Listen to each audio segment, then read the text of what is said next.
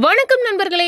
இசை விசால் சீரியல் சும்மா பரபரப்பா போயிட்டு இருக்குன்னே சொல்லலாங்க. பரபரப்பான கட்டத்தில் பார்த்தோன்னா சாமியார் சுபத்ரா வீட்டுக்கு வந்து காசி யாத்திரையை வந்து முடிச்சுக்கிட்டு வந்து வீட்டுக்கு வராங்க.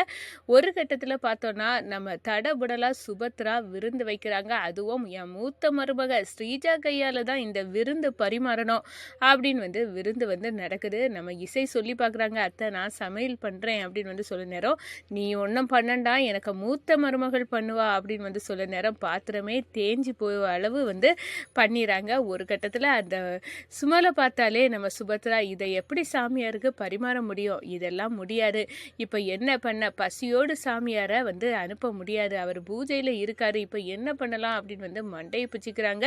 இசை சொல்கிறாங்க, அத்தை நான் வந்து இந்த சின்ன குறுகிய நேரத்திலேயே நான் என்னால் வந்து சாமியாருக்கு அவர் மனம் கோடாமல் சமையல் செய்து படைக்க முடியும் அப்படின்னு வந்து சொல்ல நேரம், சுபத்ரா என்ன சொல்கிற, சரி இது ஒரு டார்கெட்டாட்டு நம்ம இசைட்ட கொடுத்து பார்ப்போம் அப்படின்னு வந்து நீ வந்து பண்ணிக்கோ அப்படின்னு வந்து உத்தரவு போடுறாங்க.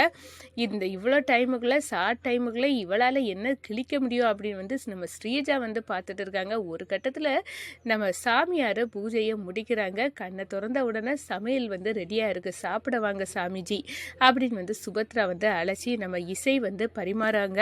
அவங்க சமைச்ச உணவை ஒரு கட்டத்தில் தின்னு பார்த்து, அப்படி ஒரு அருமையான உணவு உன் மருமக நல்லாவே வந்து பண்ணியிருக்கா அப்படின்னு வந்து இந்த சாப்பாடை சமைச்ச அந்த மருமகளை வர சொல்லு அப்படின்னு வந்து வர சொல்கிறாங்க. நம்ம இசைக்கு வந்து அப்படியே ஆசீர்வாதம் வழங்கி நல்லா இருக்கணும் அப்படின்னு வந்து ஆசீர்வாதம் பண்ணுறாங்க. ஒரு கட்டத்தில் பார்த்தோன்னா நம்ம ஸ்ரீஜாவை பார்க்குறாங்க. பார்த்தோன்னே இது ஒரு துஷ்ட சக்தி, துஷ்ட ஆத்மா அப்படின்னு வந்து அந்த இடத்துல சொல்கிறாங்க. ஐயையோ நம்ம குட்டெல்லாம் போட்டு உடைச்சிடும் போல இருக்க அப்படின்னு வந்து அந்த இடத்துல ஸ்ரீஜா நடுங்கி போய் நிற்கிறாங்க.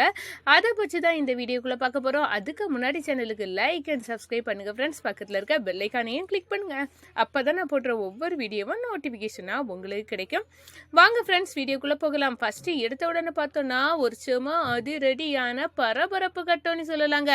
பரபரப்பான கட்டத்தில் தான் நம்ம இசை வந்து எவ்வளோ நல்ல விஷயம் செய்திருக்கா அப்படின்னு வந்து பாஸ்கர் வந்து நம்ம சுபத்ரா கிட்ட வந்து சொல்கிறாங்க. உங்கள் அம்மா அப்பா ஆசீர்வாதம் உன் கல்யாண நாளில் கிடைக்கும் அப்படின்னு வந்து நான் எதிர்பார்க்கல, உனக்கு இவ்வளோ இது சந்தோஷத்தை கொடுத்துருக்கோம்ல அப்படின்னு வந்து சொல்ல நேரம், ஆமாம் இது எனக்கு ஏகப்பட்ட சந்தோஷத்தை கொடுத்து, அப்போ ஏன் உன் மருமகளை பார்த்து ஒரு வார்த்தை எனக்கு நல்லாவே பிடிச்சிருக்கு அப்படின்னு வந்து நீ செய்கிற செயலால் எனக்கு ஆசை நிறைவேற்றி அப்படின்னு வந்து ஒரு வார்த்தை உன் வாயிலேருந்து வரலையே, இசை ரொம்ப சந்தோஷப்பட்டிருப்பா நீ அப்படி சொல்லியிருந்தா அப்படின்னு வந்து நம்ம பாஸ்கர் சொல்ல நேரம், இருக்கட்டும் ஆனால் அவள் எனக்கு வந்து அந்த கல்யாணத்தில் பிரச்சனை பண்ணி விசால கல்யாணம் பண்ணது எனக்கு பிடிக்கல, அதுக்காக தான் நான் வந்து இப்படியெல்லாம் நடந்துக்கிறேன் அப்படின்னு வந்து சொல்ல நேரம், அது என்னமோ நடந்தது, ஆனால் அதுக்கு பிறகு இசை தானே எல்லாத்துலேயும் பெஸ்ட்டாக இந்த வீட்டுக்கே ஒரு தேவதை அவ அப்படின்னு வந்து அந்த இடத்துல பாஸ்கர் சொல்ல நேரம், அது சரிதான், ஆனாலும் என் மனசு வந்து அவள் செய்த குற்றத்தை தான் வந்து பார்க்குது அப்படின்னு வந்து சுபத்ரா வந்து சொல்லிடுறாங்க.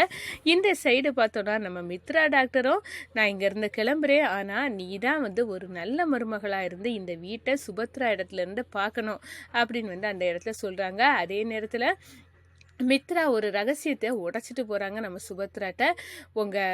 உனக்கு மூணாவது பையன் அசோக், அவன் உயிரோடி தான் இருக்கிறா, அவன் இப்போ நல்ல இந்த அறிவோட அவன் வாழ்க்கையை பார்த்துக்களவு உயர்ந்திருக்கான், என்னை ஒரு மாதத்தில் நானே அவனை வர வச்சு வந்து காட்டி தரேன், ஆனாலும் பெத்த பாசம் நம்ம சுபத்ரா வந்து இல்லை, எனக்கு இப்போமே என் பையனை பார்க்கணும் அப்படின்னு எல்லாம் வந்து துடிக்குது, இதை யாருக்கிட்டையும் சொல்லாத, கண்டிப்பாக உன் பையனை நான் காட்டி தருவேன், நான் வந்து அவன் மனநிலை சரியில்லாத வந்து ரேஞ்சில் இருந்ததுனால தான் அவனை உங்ககிட்ட இருந்து மறைச்சி ஒரு வாழ்க்கையை கொடுத்து இப்போ அவன் பெர்ஃபெக்ட், ஆல்ரைட், எல்லாமே அவன் பெர்ஃபெக்டாக பக்கா பிரில்லியண்டாக இருக்கிறான், இனி நீ அவனை வளர்த்துக்கலாம் அப்படின்னு வந்து அந்த இடத்துல மித்ரா டாக்டர் சொல்ல நேரம் அப்படியே வந்து கண்ணீர் சிந்துரும் சுபத்ராவுக்கு, என் பையனை பார்க்கணும் அப்படின்னு வந்து துடிக்கிறாங்கன்னு சொல்லலாம். அதே நேரத்தில் ஒரு மாதத்தில் நான் கூட்டிகிட்டு வரேன் அப்படின்னு வந்து சொல்லிடுறாங்க. அதோட பார்த்தோன்னா நம்ம சுபத்ராவுக்கு வந்து கால் வருது. சாமிஜி தான் கால் பண்ணுறாங்க. சுபத்ராமா, நான் வந்து காசி யாத்திரையை முடிச்சாச்சு, உங்கள் வீட்டுக்கு வரேன், கல்யாணத்துக்கு வந்து ஆசீர்வாதம் பண்ண முடியல, இப்போ வருவேன் அப்படின்னு வந்து சொல்ல நேரம், சரி வாங்க சாமிஜி, உங்கள் வரவுக்கு தான் நாங்கள் காத்து இருக்கோம் அப்படின்னு வந்து சொல்கிறாங்க. ஒரு கட்டத்தில் நம்ம சாமிஜி நம்ம வீட்டுக்கு வராராம். சாப்பாடு எல்லாம் தடபுடலாக வந்து சமைக்கணும், அவரை தின்னு பார்த்து அப்படியே அரண்டு மெய்மறந்து போனோம், அந்த அளவுக்கு சுவையாக சமைக்கணும். இந்த விஷயத்த என் மூத்த மருமக ஸ்ரீஜா தான் பண்ணணும் அப்படின்னு வந்து சுபத்ரா சொல்ல நேரம் சிந்தாமணி, அடடா இதை போய் வந்து ஸ்ரீஜாட்ட கொடுக்குறாங்களா, அவள் ஒரு சின்ன விஷயத்த கூட கோட்டை விட்டுருவா, சமையலா சூடு போட்டாலும் நம்ம ஸ்ரீஜாவுக்கு வராது, இப்போ என்ன பண்ணலாம் அப்படின்னு வந்து சிந்தாமணி வந்து மண்டையை பிச்சுக்கிட்டு இருக்காங்க. ஒரு கட்டத்தில் பார்த்தோன்னா யார் வந்து சமையல் செய்து அசத்த போகிறா அப்படின்னு வந்து இருக்க நேரம் ஸ்ரீஜா வந்து நான் பண்ணுறேன், இதில் நான் மூத்த மருமகன் நிரூபிக்கணும் அப்படின்னு வந்து டார்கெட்டை வாங்கிறாங்க. உனக்கு இதுக்கும் சம்மந்தம் இல்லைல்ல ஸ்ரீஜா, அது போகிற இதுக்கு எல்லாம் எதுக்கு ஆசைப்படுற அப்படின்னு வந்து சிந்தாமணி சொன்னாலும் இல்லை நான் செய்கிறேன் அப்படின்னு வந்து சொல்லிடுறாங்க. அதே நேரத்தில் நம்ம இசை வந்து கெஞ்சி பார்க்குறாங்க சுபத்ராட்ட, அத்தை என்னை வந்து கூட ஸ்ரீஜா கூட ஹெல்ப் பண்ணதுக்காவது என்ன விடுங்க அத்தை, நான் நல்லாவே சமைப்பேன் அப்படின்னு வந்து எல்லாம் சொல்லி பார்க்குறாங்க. உன்னை எல்லாம் நான் நம்பதுக்கு தயாராக இல்லை, நான் சொன்னது தான், என் மூத்த மருமக ஸ்ரீஜா தான் சமைக்கணும் அப்படின்னு வந்து ஒரு ஆர்டரோட நம்ம ஸ்ரீஜா வந்து சமையலை வந்து பண்ணுறாங்க. அடுப்புல வந்து கருகி பாத்திரம் சுமலடிக்க அளவு சமையல், அதோட பார்த்தா வாயில் வைக்க முடியாத சமையலை பண்ணி முடிச்சாச்சுன்னு சொல்லலாம். ஒரு கட்டத்தில் சுபத்ரா வந்து ஸ்ரீஜாவின் சமையலை வந்து டேஸ்ட் பண்ண வராங்க. அடடா இப்படி சுமலம் இருக்குது, அதுவும் சாப்பிட முடியாத அளவு இருக்குது, என்ன இவ இப்படி பண்ணி வச்சிருக்கா. இன்னும் பூஜையில் வந்து நம்ம சாமிஜி வந்து உட்கார்ந்தாச்சு, பூஜையை முடிச்சுட்டு அவர் வர்றதுக்குள்ளே வந்து இந்த சமையல் சாப்பாடு ரெடி ஆயிருக்கணும். ஆனால் இப்படி ஒரு கட்டத்தில் இனி என்ன பண்ண முடியும் அப்படின்னு மண்டையை பிச்சுட்டு இருக்காங்க. நம்ம சாமிஜியும் வந்து பூஜையில் வந்து பூஜை எல்லா வேலைகளெல்லாம் பண்ணிட்டு இருக்காங்க. என்னடா கூத்தா இருக்குது, இப்போ சமையலை வந்து என்ன பண்ணலாம் அப்படின்னு வந்து மண்டை பிச்சுட்டு இருக்க நம்ம சுபத்ராட்ட போய், அத்தை நீங்கள் கவலைப்படாதுங்க, இந்த சமையலை பெர்ஃபெக்டாக நான் வந்து சாமிஜி மனங்கோணாதவாறு பண்ணித்தரது என்னோட பொறுப்பு அத்தை, என்னை நம்புங்க அப்படின்னு வந்து அந்த இடத்துல வந்து நம்ம இசை வந்து சொல்ல நேரம் சுபத்ராவுக்கு வேறு ஆப்ஷன் இல்லை. ஸ்ரீஜா சமையலையும் பார்த்தாச்சு, இனி இசை மட்டும்தான் இருக்குது. சரி இந்த குறுகிய கால நேரத்தில் உன்னால் பண்ண முடியுமா அப்படின்னு வந்து கேட்க நேரம், ஏன் பண்ண முடியாது, நான் பண்ணி காட்டுறேன் அர்த்தம், என்னை நம்புங்க, சாமிஜி மனம் கோணாதவாறு செய்வேன் அப்படின்னு வந்து நம்ம இசை வந்து சமையலில் வந்து களை இறங்குறாங்க, பட்டையை கிளப்புறாங்க. ஒரு கட்டத்தில் பார்த்தோன்னா பூஜையிலேருந்து கண்ணு முழிச்ச நம்ம சாமியார் சாப்பிட வாங்க அப்படின்னு வந்து சுபத்ரா வந்து கூட்டிட்டு வராங்க. சாப்பாடு பரிமாறப்படுது.